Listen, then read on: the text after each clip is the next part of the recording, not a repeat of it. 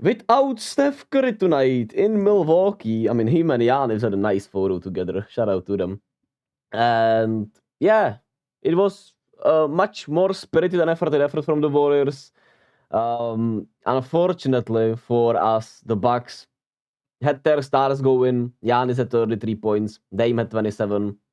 But it was not those two guys that really killed us today. It was Chris Middleton and his efficiency today. He had 24 and 10 assists on 10 of 13 shooting. And every time the Warriors got close and close in this game, Chris Middleton had the answer, man. He always answered and he hit all of the timely shots. Him and Andre Jackson Jr. off the bench, who also had some really great timely shots. The Bucks defense is really gettable, but it's tough when those role players, when Andre Jackson, a role player, really steps up and makes some huge plays in the game that were momentum swingers, and Chris Middleton just hits every momentum swinger in the game. So, yeah, good win for the Bucks, but I don't like our effort. Clay was 7 of 23, did not have it going, still kept it pushing, had 3 assists. He continues to play make a little more and more every game. We also had just 7 turnovers, which is nice to see. Hopefully, we can keep up the trend with lower turnovers. We saw Kuminga and Podziemski bounce back. Podziemski bounced back after a few rough games back in his hometown of Wisconsin, Milwaukee. 23 points, 10 rebounds, 3 assists, 2 steals, 10 of 14. He had some outrageous shots, man. He had a step back over Dame and Giannis. And he showcased the back, man. It was great to see him play like he played today. Dario also played a really good all-around game. Some bad turnovers in the fourth where I felt like he could have gotten benched. But it is what it is. At the end of the day, Steve Kerr once again decided to go with Wiggins instead of Kuminga, and it was Podziemski, Clay, Wiggins, Dario, and Looney. I would have gone with Trace, who I thought had a more impact overall, and he still contested the drives more. I feel like with Looney, the defense gets really melted much easier, but he had a plus minus of 7, so I guess he wasn't as bad as it feels like, but plus minus is a flawed stat. Looney has just not been himself overall. There is no difference in that, and his defense has just been really awful. But he certainly, hopefully, he needs to just get in more shape. But I'm really scared that it's just his body giving up on him with all the injuries he's gone through, with playing so many games, everything like that. But we simply do not know that.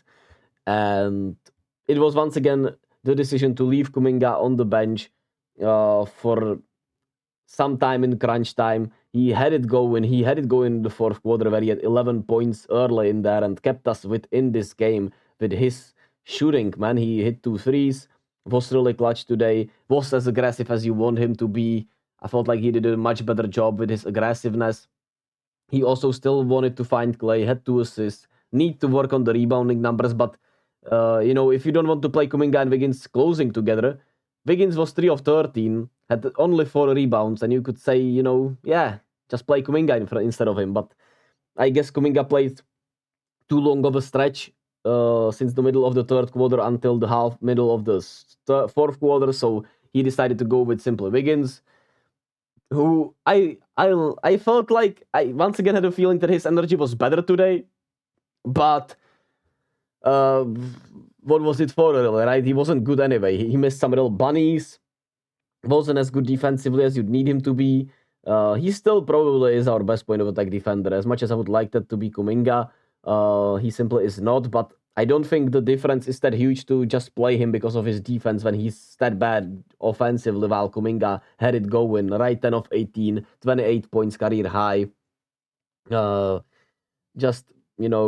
It's an intriguing situation, and unfortunately, without Kuminga traded, you really won't get anything back. So, hey, Kuminga for a second option.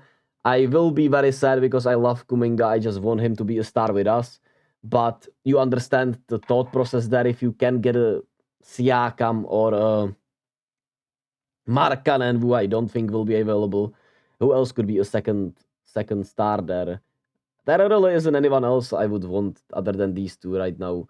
Unless you could get AD from LA, right? Or something like that. But that's obviously not happening.